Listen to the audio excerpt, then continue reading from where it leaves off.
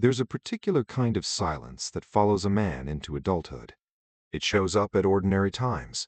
A Tuesday afternoon, the office hums, Slack notifications blink, someone laughs 2 desks over, and in the middle of it, something in him goes flat.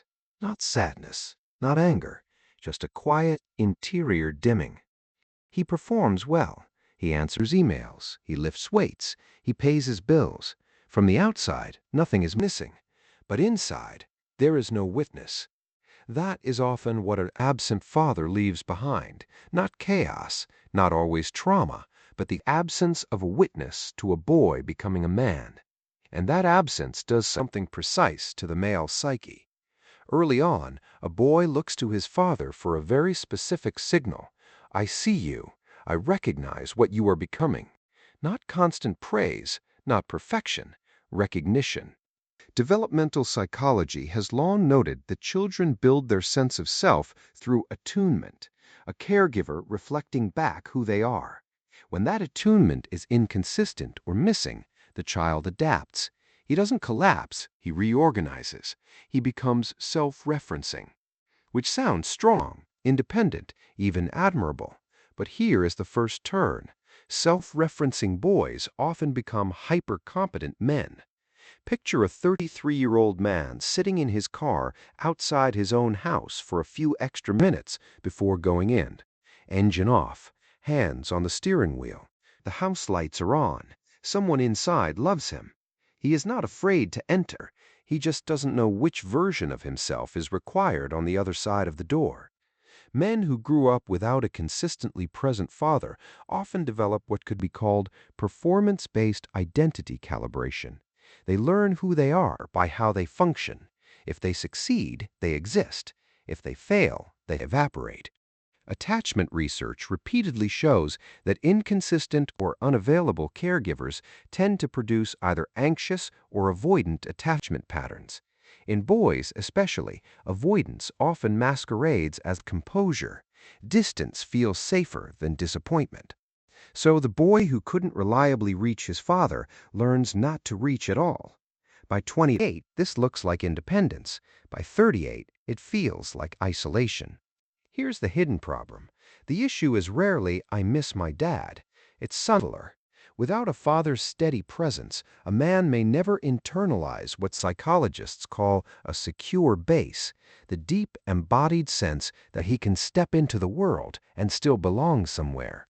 So he builds his base out of achievement, career, status, stoicism, being the reliable one, and he becomes very good at it.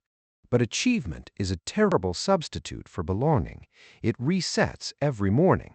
That's why some men feel most hollow right after a win. The promotion comes through, the deal closes, the marathon ends. There's a brief high. Then around 9:47 p.m., brushing his teeth, staring at his own reflection, a thought flickers. Is that all? No one is there in his mind saying, I saw what you did. This is the psychological echo of an absent father, success without resonance.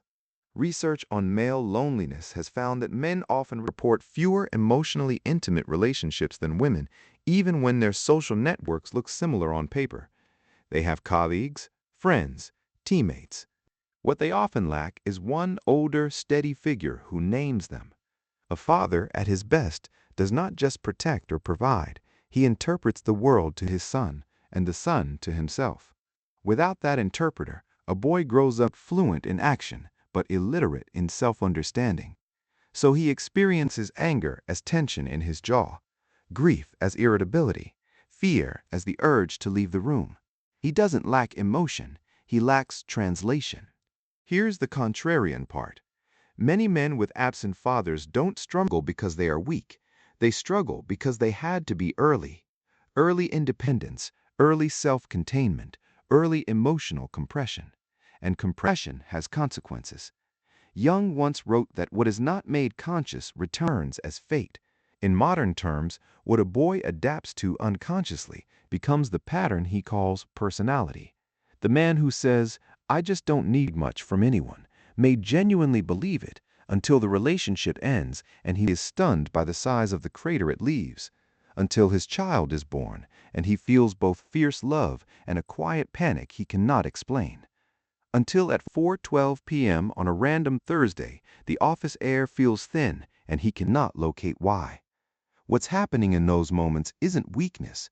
It's the nervous system recognizing an old blueprint. No one is coming. And if no one is coming, the only option is control. Control of schedule, control of body, control of emotion, control of image. An absent father often produces a man who is deeply uncomfortable being seen without armor, because being seen once led to nothing. The most painful part is this. Many of these men don't consciously blame their fathers. Some even defend them. He did his best. He worked a lot. That's just how it was. All of that can be true, and something can still be missing. The missing piece is not advice. It is not money. It is not even time. It is reflected identity. A father's steady gaze tells a boy, your inner world is real. I can handle it. Without that gaze, a man may spend decades proving he exists. This is the line most men have felt but never said. I learned to survive without being known. That sentence explains more marriages, breakups, career obsessions, and quiet drinking habits than most diagnoses ever could. When a man begins to see this pattern, something shifts. He stops interpreting his restlessness as failure. He stops interpreting his numbness as defect. He sees it as adaptation. And adaptation can be revised. The psyche is not frozen at 12 years old. The secure base that was never built in childhood can be constructed slowly through male friendships that go one layer deeper than banter, through mentors who name strengths without flattery, through becoming the kind of father, literal or symbolic, that he never had. Not perfectly, but deliberately. Because the opposite of an absent father is not a dominant one. It is a present one. And presence, more than anything, reorganizes a man from the inside out. A boy without a witness becomes a man searching for mirrors. A man who understands this can choose something else. He can become his own witness and, in time, someone else's. And that is often where the silence finally begins to lift.